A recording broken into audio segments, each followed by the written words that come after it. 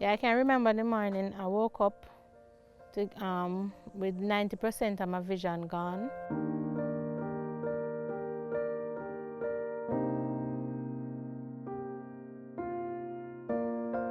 I woke up to get ready for work and I realized I wasn't seeing anything much. Roll over to pick up my phone to check the time to see, because I was saying that maybe I woke up too early. So I wanted to check the time to see what time it was, and I couldn't see anything on my phone. I got up and I turned the light on and I realized that the light didn't even make much difference. But I was there saying I'm going to watch it because I had done 2 laser surgery before. So I'm going to watch it because maybe it's a side effect after surgery. So I got up and I still mumble around, stumble around, and got ready for work. But then a co-worker called me and told me that work wasn't in session. The taxi association strike. So they're sending back the kids from school. So she said and called me. So when I come up here, she said to me that she can't see anything. So I said, stop fooling, she mean I can't see anything. She said she can't see nothing at all. So I said, you don't see me? I said to her, I said, you don't see me? And she said, she don't glimpse me. She don't see my face properly. So I said to her, what color clothes me have on? She said she can't tell what color clothes. So I said, this not sound good. So this not sound good. So she said we are going back to KPH because that's where I did the laser, the first 2 surgery on my eyes. So I went back. We waited to see the eye doctor. So she rechecked my eyes. She rechecked my eyes at that time, and then she said she was going to do another laser, but I have to wait until she's finished with the other persons that came before me who were scheduled for that day. And then after that, we waited until about 3 o'clock when she finished. After she finished doing the surgery, the laser, she asked me who came with me, and I told her that me and my mom. So she said, go and call your mom. But me know once a doctor said, go and call who you come with, and nothing alright. So I just start bawling and I said, look like me I go blind, like them can't help me, I go blind. So my mommy come in there now. My mommy and her was talking, she said that she did the laser to try and stop the excess bleeding, but it can't help because now my retinas are detached. So it requires private. I have to go private to an eye specialist. And she gave me a list give me like 4 names of the doctors, because it's only, I think, about just a few doctors on the island that does retinal detachment surgery. So she gave me the numbers and the names to go, and she gave me a referral to go and get it done privately. So that was the journey. That was the beginning of the journey. We started every other day, like every day we were in town trying to get appointment with the doctors, trying to get to them, but all the doctors that she had given us were booked until that, because at that time it was in November, and all the doctors was booked until February, March. That was the only date I could get. And then another lady from my community who had almost similar problems with her eye, she told me about a doctor in Linstead. Then I saw another friend who had eye condition, and she told me about the same doctor. So I went there and she gave me an appointment to come back the following week. And then from there now they checked my eyes and told me what really was going on, and that if I don't get the surgery done as quickly as possible, I won't be seeing any at all after a time, because the retinas are detached. One is folded up and the other one is floating. And she said the surgery is 1.5 per eye, and she gave me a discount at 1.350. And then the receptionist there also informed me of a compassionate grant that the ministry has for people who cannot afford that they deal with. So I went back into town again to the ministry and took in all the documents that they had given me at the private facility. But they were saying that they didn't have any funding because it's a charitable thing. But they didn't have any funding at the time, but they'll call me. The surgery was set for January 12, but the funding hasn't come in as yet. Still hasn't gotten a call back from the ministry. I called them twice though, but they said they don't have any funding as yet because a charitable thing, people send fundings to them and they use it to help out people in need who need surgery, like not only high surgery but heart surgery and so. So they said they haven't gotten any fundings as yet. The receptionist also at the eye place, she's trying too to see if she can get some response from them since recent times. But I'm also still waiting because I heard the Minister of Health, Mr. Tufton, saying that some Cuban doctors will be coming in. I don't know if any will be able to do this surgery because most time it's just like cataract or glaucoma. But I'm waiting also, but still hoping that I get a call from the ministry because the doctor who will be doing this surgery has to fly in from overseas to their facility and they have to buy equipment and so forth to do the surgery. So I'm keeping my fingers crossed to get a call even before the year done, because I know it's soon August, the year soon finish.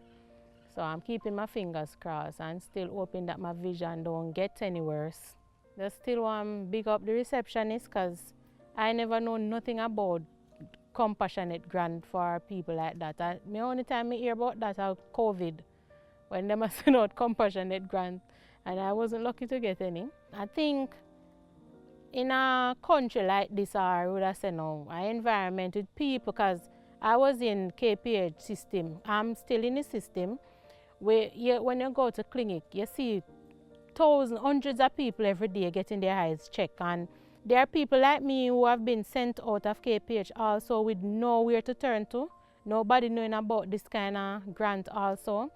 And I think the ministry, not bashing anybody, but for a facility like that who caters for people with eye condition, I think some more of these things should be set in place for people to get their surgery done, or the ministry can employ some of these doctors who does this type of rare surgery, because privately is only a few. I don't think it's about 10 persons on the island who does this type of surgery, and there's none working for the government. And this is sad. This is really sad, because when I go to, I don't see people my age alone. I don't see old people alone, but you have kids, also younger people, teenagers with this kind of condition. And it's hard to know that you weren't born with this kind of situation. It's hard to deal with, very hard to deal with.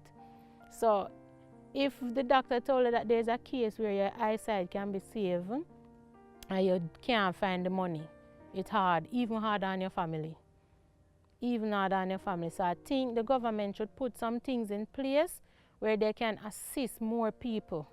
Not to say they can assist everybody, but most people can be assisted with this type, because if they get even 4 doctors employed at KPH to do this kind of surgery, the list will be long, yes, but at least you would have a hope, say, all right. They tell me from January, so even the list may be long until like August, but you hope so when August comes, you're going to get a chance to get your surgery done. It's hard to deal with, hard as a mother, as a sister, as a child. It's hard for your family to deal with also, because remember they used to, I was at work up to the Friday because I work at a school, and I was at work up to the Friday videoing on my phone and laughing and everything with my co-workers, and the Sunday evening I went to bed and woke up Monday morning 90% of my vision, in which I never have 100% of vision, but 90% of the vision that I had, I was able to go to work, take care of my kids, do things, sign up a farm and them something. Then I can't do that now. I can't do that now.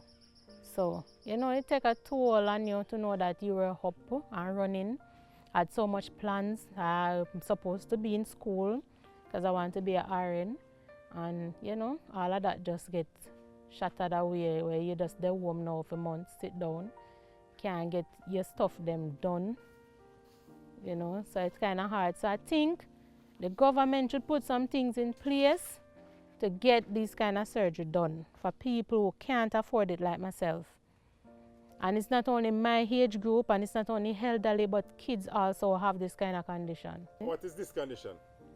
Retinal detachment. It means that the retina is the thing that connects the light to your eyes that you see bright. That is torn off. So for that to attach on back, it takes a specialist, a real good specialist. So not many eye doctors does this type of surgery. Most doctors focus on glaucoma and cataract. But this is a rare type of condition. They say it mostly affects elderly, but it also occurs one or few cases like me and younger persons.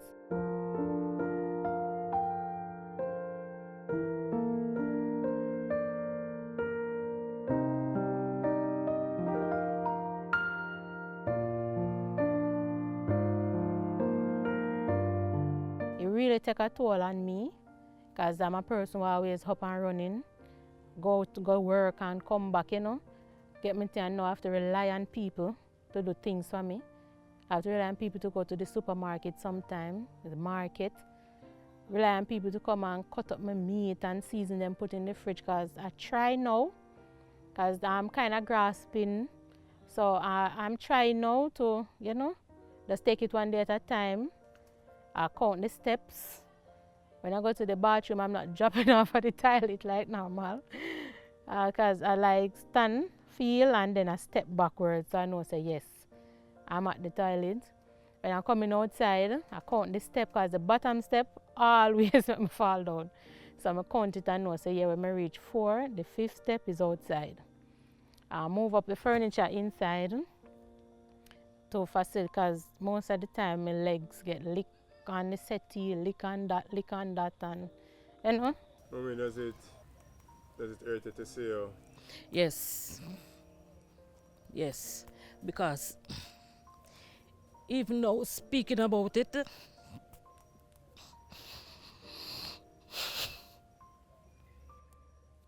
don't like to talk about it sometimes. Sometimes she'll up here for the whole day. And she don't see me because sometimes I don't like to sit and look at her. Because knowing that she never born that way and it never come upon her from she's small, is when she reaching this stage where you know so well she know everything already in the world. She know about color, she know about everything, and knowing that she cannot manage herself on her own. She try because she love to do her thing, even her food. She love to look about her food, but sometimes she say it beat her.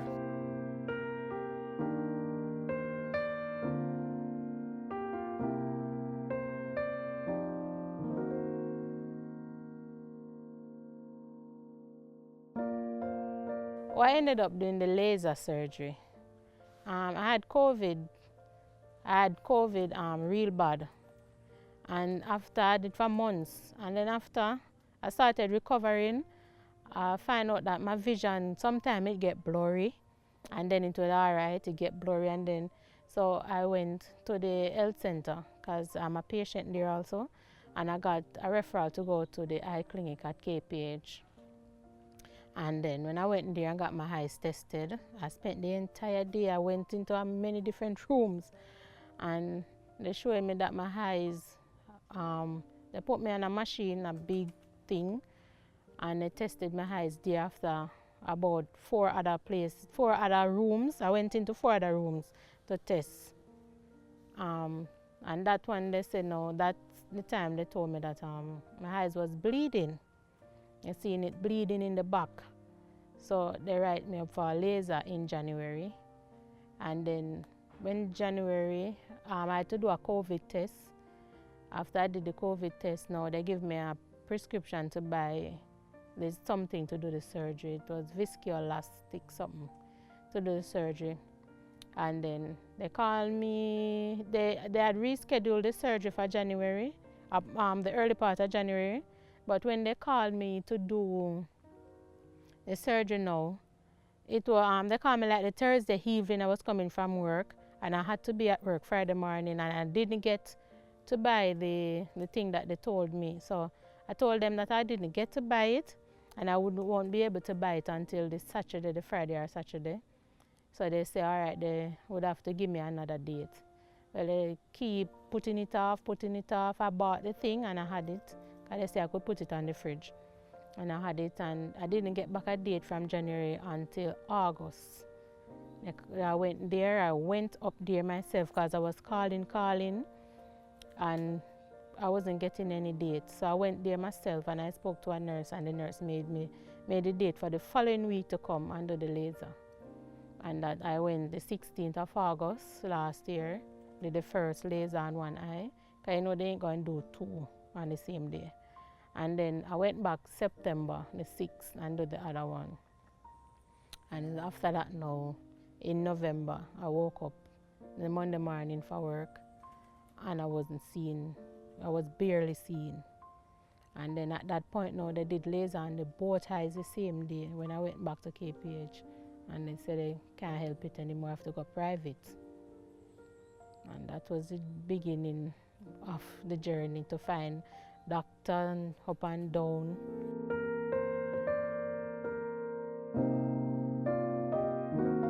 Before I lost my vision, or I would say 90% of my vision, I'm a mother of 2 girls.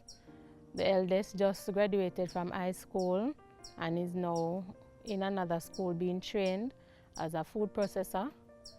And she requires a lot because she bored at the school. She can't come home because it's far.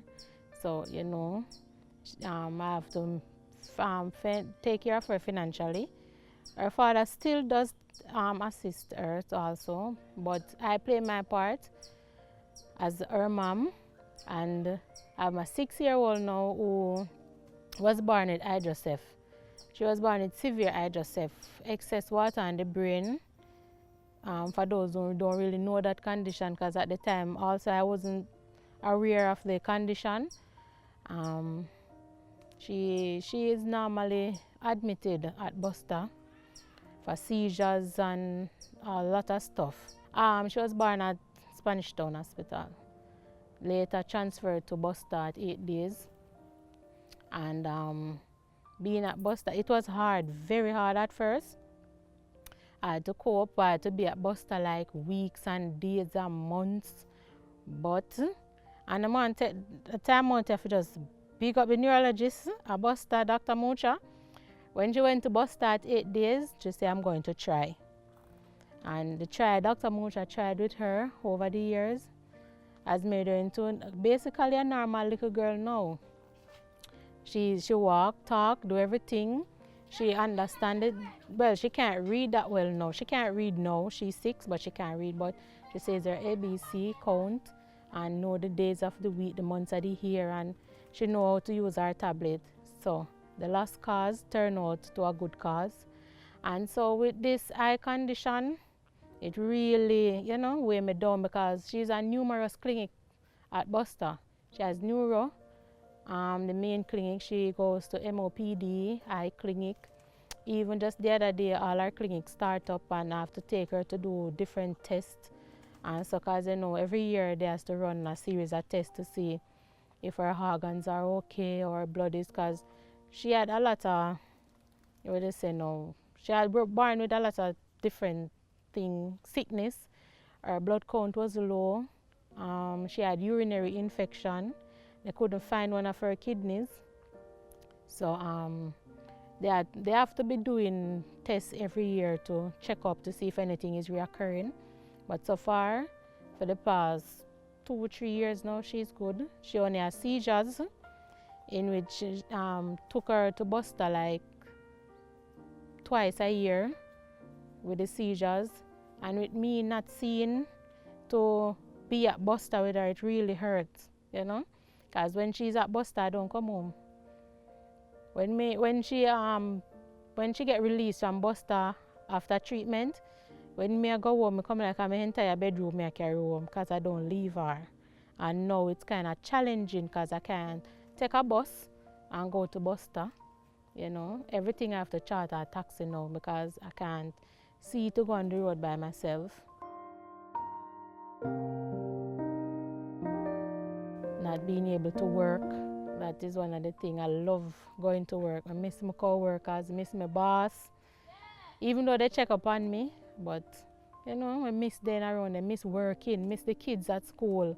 They would come in there and say, miss, you know, and them chat me up and me and them laugh and whatever.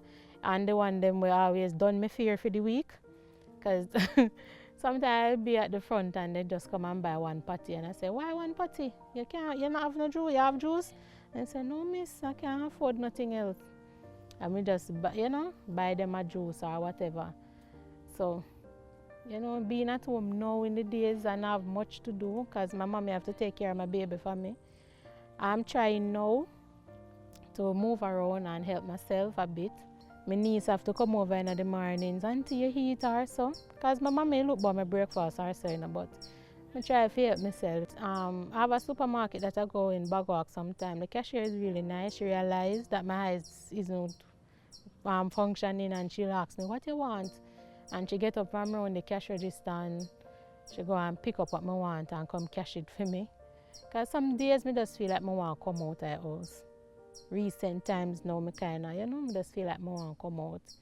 I go to the market sometime, but my niece, she's the one who assists me mostly now, because school is closed, so she come with me and she say, Auntie, tomato there, so you want tomato? See onion here, feel it. See if you want them big one there.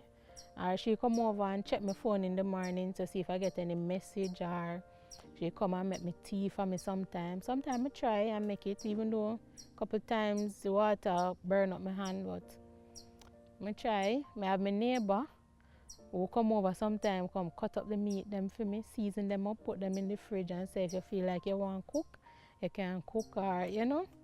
Him come and he sit and he talk with me, so he cheer me up. So him not like when I sit down sad.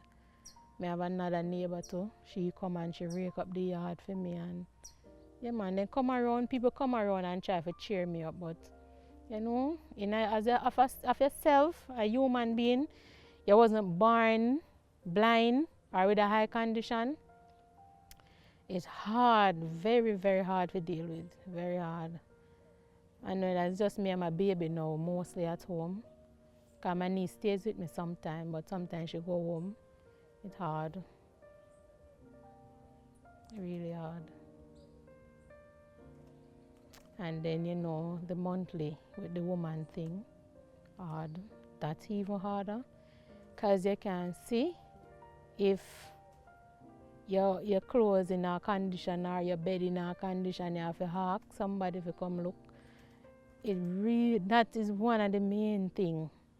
Nekeisha is my neighbor. I know her for the past 18 years. Hard-working girl. Always go to work. She always take care of family to the best of her ability. Nobody knows how to assist her because she always be there for them. Recently, Nekeisha gets sick. So sometimes I have to come over and assist her, even sweep up our house, sweep up our yard, even wipe our house sometimes, cut up our meat, try my best. Almost the whole community that try to assist her because she's a very nice girl and everybody really appreciate her. And would like to see the best come out of Nekeisha because Nekeisha works so hard and now this is what happened. This is top her, by the way. I wish that she could get through to do her operation, that she could get back a summer site and the whole of it, that she could take care of her family. So the thing where sometimes I laugh over, even though at first I used to cry each time they happen. Go to the toilet, I sit on the toilet, and when I sit down I find out I grog my reach. But I just say, try to educate myself with the house now and say when I reach here, some members say I go step down for going to the bathroom. When I reach at the toilet, you feel and then you step backwards. It's better if you sit and drop down on the toilet than you strap a ground. Or the toilet seat locked down enough time and I sit down on it. Sometimes the pee-pee, you know, and you just sit down on the toilet and ready for pee-pee, you realize the toilet seat cover. What again? Me lick up enough time in a day. Like me we feel the cupboard inside from the entertainment center. I pull it, take out what I want, and forgot to lock it back and I pass. Me and my forehead and it just lick up. Or me I come out of the bathroom or my room and I realize the door they close, me and the door lick up. Me I go up on the bed. I feel so me I go up on the bed. When I put up my foot and I go up, I drop. Well, the only thing we can do now is just get there for her, check up on her, and make sure say she alright in a way, you know, say try and keep her up so she not take it the hard way. Although that not really work, but the easy pain look a bit, ease how she feel, you know, say we did it for her, and we check up on her, and so she want any little thing, we try and get it for her, and so. We hope that the ministry, the grant come through from the ministry, so it can assist her in doing the operation, so she can see again, basically. TikTok really get me through my days. It's a good thing when they make them social media or something. Because I tell you, it help a lot of people. See, Miss Pearly grandson, Jesus. You hear him pass the house and hear me in there dead with laugh and think of me and somebody in there. So I Miss Pearly grandson in there. It should absolutely never be uttered. Me joke the two whole sorry. And day in, day out, me say to them, say, put little water on the two, little whole sorry for me because the dry way down to kill them. At least Sean no joke. So me say streets have code and not even Google no know. You ever see a man have a car value 100,000 and him sell it and a man spray it, fix it up, drop some room, span it and sell it back for 950. You ever see that? Him have a real positive vibe, positive energy. Gaffer my baby man. Sometimes Gaffer come look for me. The taxi driver carry me around, him know Gaffer well. And him know me always listen Gaffer and something. So he carry Gaffer come look for me. Sometimes Gaffer give me a thing, come give me say, tell her by herself a drink man. You know, and tell her no worry herself. Right now, no peeps. I'm going to link one of my biggest fan right now. You see me, I link Nekeisha. You see me? It's because of this man here. This man I know Nekeisha. You understand? And her eyesight kind of go away and thing. And she watch my video them to kind of cheer up herself. So right now, I take a day. I have an interview right now to go do a watch and I put it off just to take a day to go spend a day with her. You get me and say? Because you know, without the fans, I'm not sunny. We're not nothing. And them build and them grow and them make money. You go spend a day with her, talk to her, sit down and chill and laugh and thing. Because mind, it's not easy, you know, bro. If you lose your eyesight, you know, bad man, and like you're born blind, you know, lose your eyesight, brother. So this will go we go cheer her up, man. When her sit down and talk and just go and enjoy yourself. So just want to shout out the people that may come around and help me out in a little time here, you know. Even if them not come around like that, them call me and see if me alright. First, I'm my boss, Mr. Stewart, my co-workers, Auntie Jackie, Hero, she, Sharp Boss, you know, Rashe, who call me and, you know, them call me most time and we chat up and so. Tell me say they miss me at work. My neighbour, Auntie Dana, they at work now. She come over and she rake up and, you know, her husband can spray the yard sometime. I had a neighbor to jammings. Anybody travel upon Spanish Town route, no jammings. Singing doctor. Him come over and him, you know, me and him chat up and him cheer me up most time because him have a little eye condition too. So him understand. And him come and him chat up, him cut up my meat for me and them look something there, you know. If me in a house a ball and a holler, he might force somebody to my rescue. When it comes down to family now, my family them My auntie, me have my auntie Linstead, she always a call me. And the share. She call me every morning most times. And my niece, Jaycee, Shania, she come check my phone for me a morning time and ask, Auntie, you make tea already? Auntie, let me spread up your bed for you, let me help you. I'm going to tidy the bathroom for you here. You know, she make ramen for my baby for me sometimes. Yeah, man, she there around me. Me and her go supermarket if me feel for go. Me and her go on the road. I do other little things. My mother, cause she take care of my baby mostly. My sister-in-law, Sash. Why Sash? Sash all drive past. I go home and see me close on the line. And the rain I come down and Sash stop her car. Come out her car, come take up the clothes them off her line and say, then miss, you never hear rain a fall, like rain a come down. But true, she know me can't move as fast. We come take them up. She go supermarket for me most Saturdays. She do like make a personal business now for me also. And my brother them they around same way. Greg, KK, Shaq, my little sister just the same. But nobody talk about my little sister cause she hear me a ball, she have first one reach. My stepfather, him cook for me most of the time sometime. And my father too. Father come round, but my father can't too manage him now. You know some people can't manage some things. They feel a way if you see in a certain condition. Yeah, but otherwise the people them, the community members, people them alright. Even on the road, people used to me. I go work and people used to me now in a supermarket. You have a few higglers on the road and we buy blouse and them look something there from. I tell you, everybody really rally around me. My taxi driver, Sonny, Bagwalk, Linstead Road, Sonny, boy, I tell you. In the first part of this, a Sonny carry me around and everything and he would help me through today. Tell me, hey, yeah, and call me, but I the ball, Because we have one nice place up there so we sell. One thing with him, when you talk about food place, check Sonny. Him know the nicest spot. He make me know plantation. He my first somebody carry me go plantation. He carry me go Morris a Clarendon. When me carry my daughter go school a Clarendon and me a holla ball. He say, hello, tap a ball, because we a go up there so I eat some jerk rabbit. First, me never even know a place in a Clarendon nice like that. I love Morris now because of Sonny. Even some days him not work and the day slow, him drive come up and come check on and him carry Gaffer. Gaffer come look for me, brighten my day.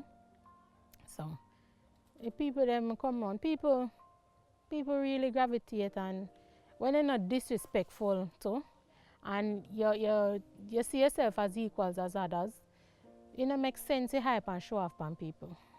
Because you never know what can happen. You never know. So it pays to live good in our community. If you find out say you're a person that don't really mesh well, you're not going to way for your enemy, no problem. Yeah, if you find out say you have a family member who stay a certain way and you find out say you just avoid them. It don't make sense as a family you cuss and a fight, and that don't make no sense. Because you may never know who you're going to need. You may never know you can there this minute and you cripple. Just like how basically call me a cripple because I can't survive myself now. So, and sometimes I feel inside a call of somebody there, calling somebody there, I even feel like I destroy some evening. If you give me baby medication in the evening, me keep some and my mother keep some. And sometimes my mother gone on the road. If I call one of the kids them down there to come give her medicine for me, because she on medication. Them say it's for life, so. And if it light destroyer sometime, because I can't see which part I put the destroyer. I will light up something and I see it, it light. But I don't see if the destroyer go on it, if it light it, But it pays to live good, man. I love you, Auntie. I hope you get well soon.